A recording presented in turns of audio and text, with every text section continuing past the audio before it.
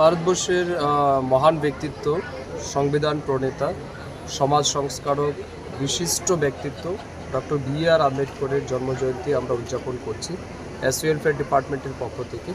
তো আজকের এই বিশেষ দিনে আমি প্রথমেই ডক্টর বি.আর. আম্বেদকরের প্রতি আমার বিনম্র শ্রদ্ধা এবং সম্মান নিবেদন করছি।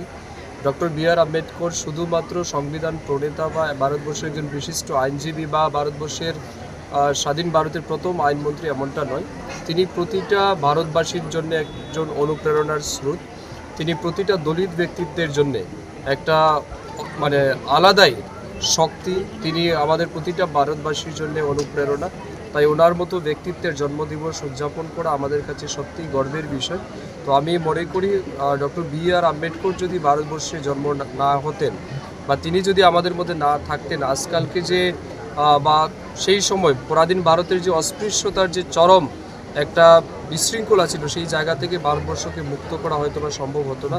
এবং আজকে যেভাবে বিশ্বের সর্ববৃহৎ গণতান্ত্রিক সংবিধান তিনি আমাদের সামনে দিয়ে গেছেন, তিনি আমাদেরকে উপহার দিয়েছেন, এটাও আমাদের জন্য অনেক বড় বা বাড়তি পাওনা।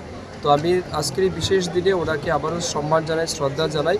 এবং যুবকদের প্রতি আমার আবেদন থাকবে ডক্টর বি.আর. আম্বেদকরের যে লাইফ স্ট্রাগল বা হিস্ট্রি, সেটা জানা, সেটা বোঝা। তিনি কিভাবে জিরো থেকে হিরো হয়েছেন আমাদের দেশের সামনে, সেটা কিন্তু তার জীবন থেকে আমরা পাই। তো তিনি স্বাভাবিকভাবে আমাদের প্রতিটা মানুষের জন্য অনুপ্রেরণার স্রোত। তিনি আমাদের কাছে উন্মাদনার বিষয়। তো ওনাকে জানা উচিত, ওনার ইতিহাস সম্পর্কে আমাদের সবারই অবগত হওয়া উচিত।